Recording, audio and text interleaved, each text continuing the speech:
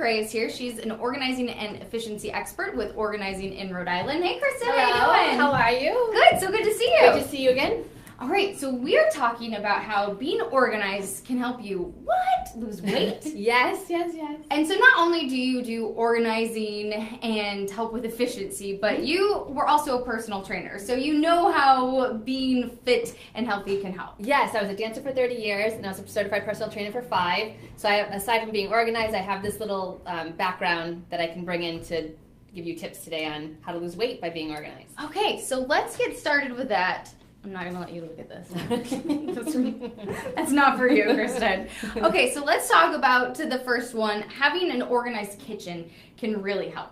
Okay, so having an organized kitchen. So think about you have clutter on the dining room table. You have clutter on the kitchen table. Most people can't eat at their dining room table because there's so much stuff on it. No, just junk mail. Exactly. And clothes, folding laundry, and right. other stuff. And think about how that makes you feel when you're trying to start a weight loss program. So it's stagnant energy in that room. It makes you stressed out a little bit. And what happens when we're stressed? We either eat too much and make the wrong choices, or we don't eat enough, which both sabotage healthy eating and a diet regimen. Okay. So you want to clear that clutter in the dining room, clear the clutter on the kitchen counters, and have a streamlined space, bring in that positive energy, because remember that weight gain, extra weight on your body is stagnant energy too.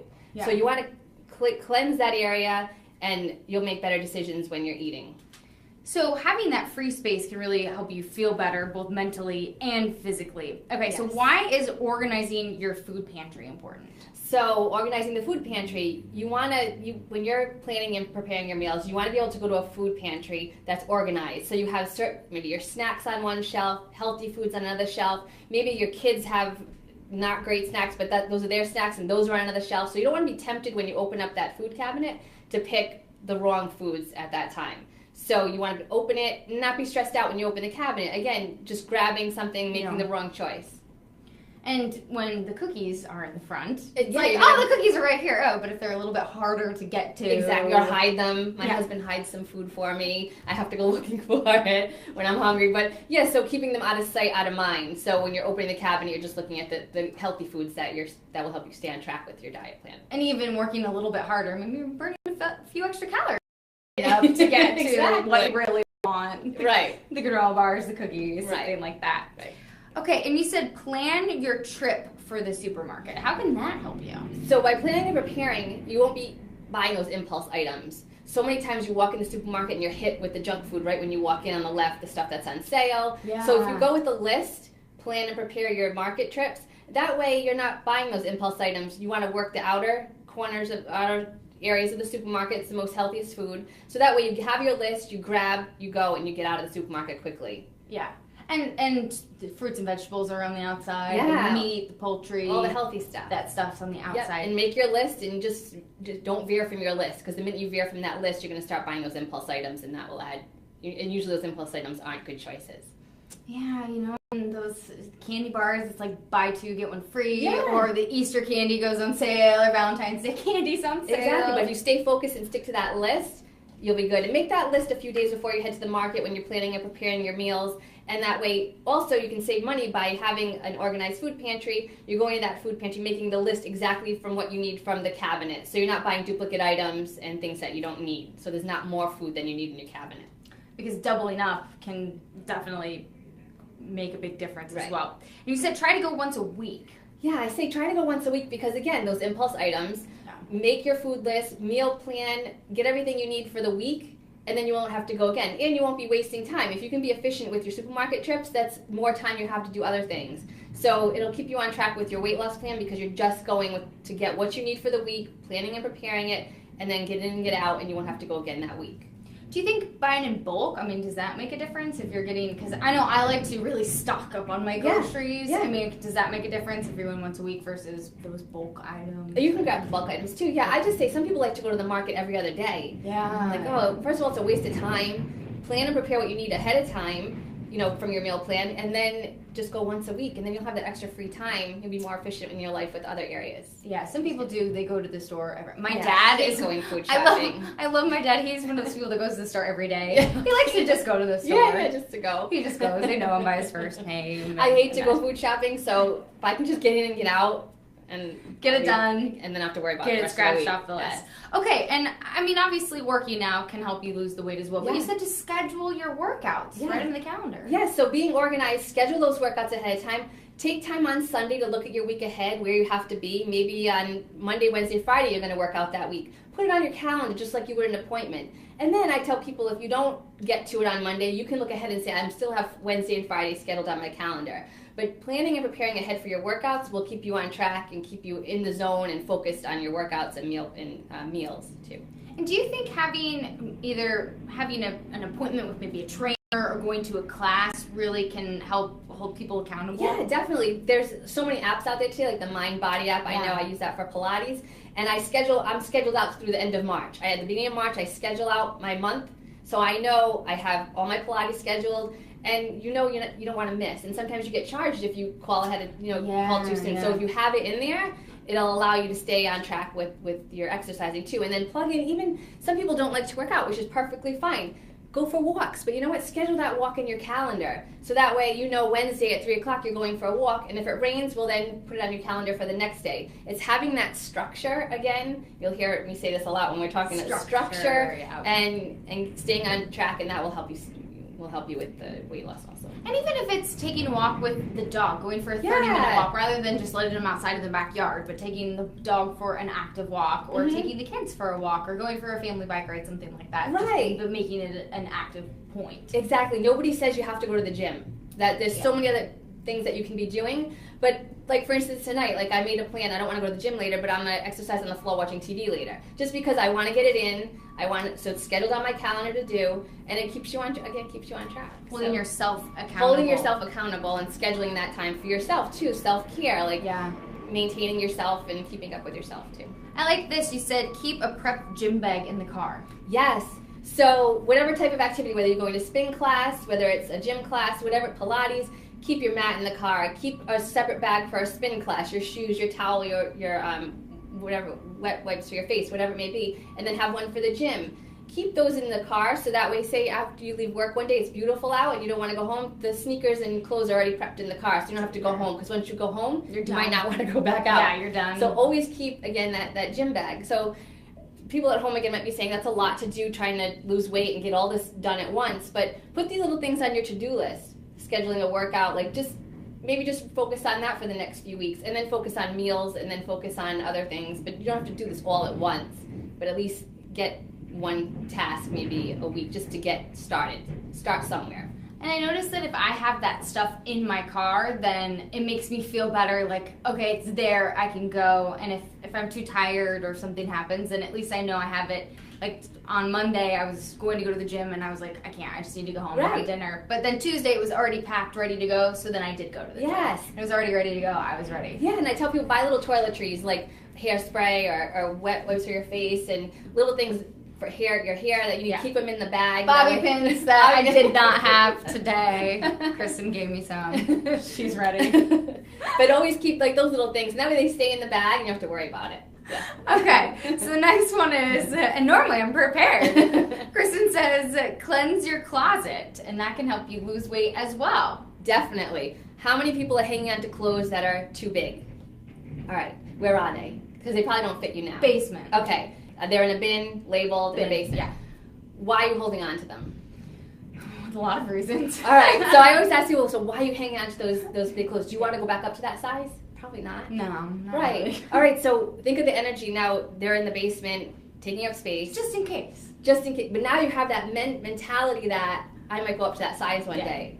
And how many of those clothes are still in style? Well, it might be. Yeah, it might be. So, all right. Yeah. So then you think about. You never have too many pairs of black pants. This is true. I hear that all the time.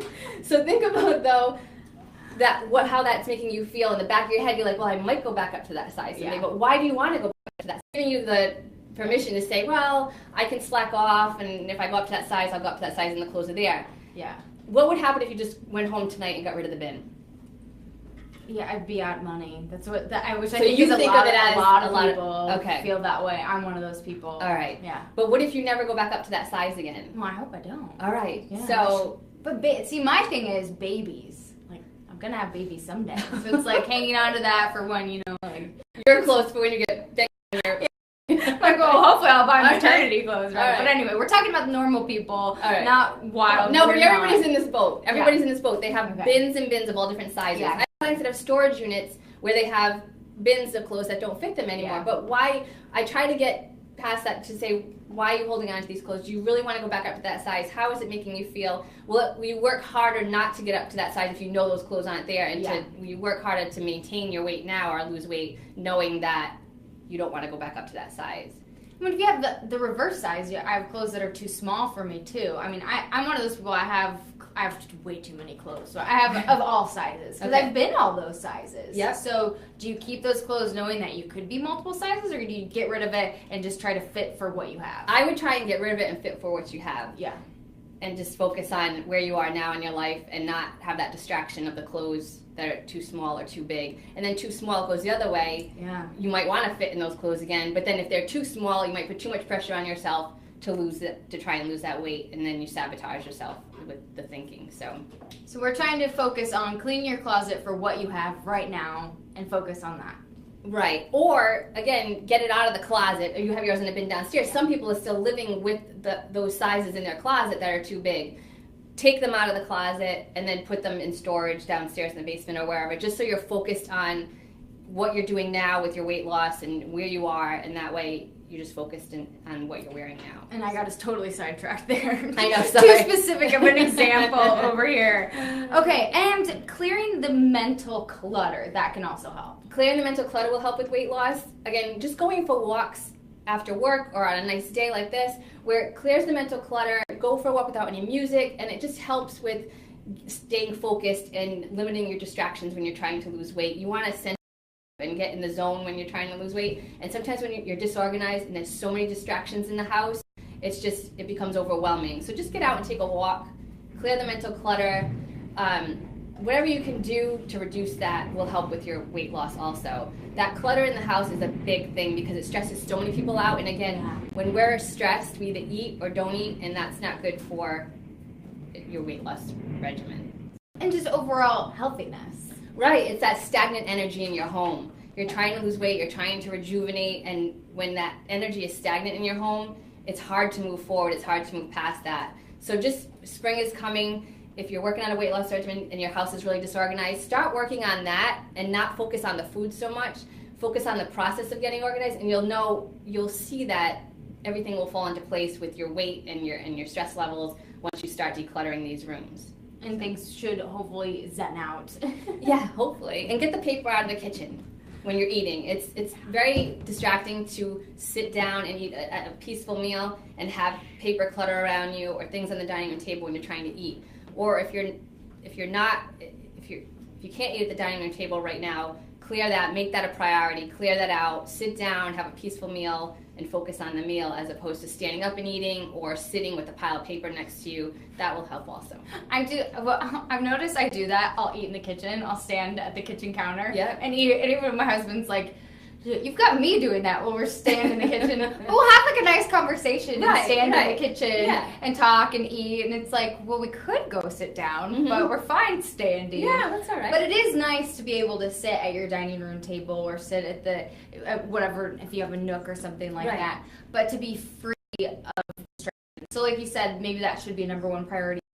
Everything else. That's the number one priority. Start with the clutter in your kitchen. Start with the disorganization in your kitchen. Empty your food pantry closet. Empty it all out. Categorize everything. Throw out any expired food. And then reorganize your cabinets according to how you're going to grab food. And when you're on that weight loss regimen too, you want to have a lot of healthy foods and a lot of clean eating foods. So your cabinet might decrease in size because you have a lot of processed foods in there. Focus on filling your fridge as opposed to filling the actual cabinet with all processed foods. And I think it's a good point to get on the same page with your family too. Like, this is how we're going to organize things now, because then things can get humble Like, you want to make sure this is how we're going to organize things now. Right, and show them the system. Say, listen, this is how we're going to function going forward. We have a weight loss program that we're on, and I want these foods to go on the shelf because I want to be able to see them and grab them immediately. Maybe we can put your snacks in a bin on the second shelf, and then cereals and things that I'm not eating as often can go up on top, or whatever it may, whatever, you know how your family functions and what you're grabbing, but rearrange that cabinet so the kids could have their own shelf of snacks, so you don't even have to go to their shelf when you're looking to eat better. And really, that communication makes a big difference. Yeah, explain most of the time the systems fail is because nobody communicates what's going on in the home. So sit your family down, tell them what's going to happen, there's going to be some changes going on, show them the systems. And I always say, tell them why you're doing it, not just this is what we're doing. Tell them the benefits. We're going to have more free time, we're going to have less stress. It's going to be much better overall for them, as opposed to just saying, we're doing this and this is why you have to keep it this way. This is what we say. Yeah, explain to them why, and they might adhere to it better when they know there's benefits involved to it. And when people partake in something, it's always more beneficial, I think. So if you have a family, if you have kids, or if you have a partner, I think when people have their hand in how things are going to work, it's always more beneficial and they feel involved and are more willing to participate. Exactly, yeah, and it makes everybody feel better. Yeah. So. Good. Well, Kristin, thank you so much. Thank you, Kristin with Organizing in Our Eye. So some ideas on how being organized can help you lose weight. Oh, what do you know? So maybe we can all participate in that and see how we do. All right, so thanks, Molly. You are on vacation next week. Yes. You'll be back in a couple weeks. The week after, we might talk about closets because the spring's coming, so 15 minutes of closet. So maybe I'll take a picture of my closet. No, maybe I won't. Maybe I'll be like, this is my disaster. Maybe we can have you guys send in pictures of your closet. Yeah, sure. Maybe we'll do that. Yeah. All right. Yeah, and you'll have some advice for us. Sure, sounds good. Thank you so Thanks, much Molly. for coming in. All right. And we'll catch up with you.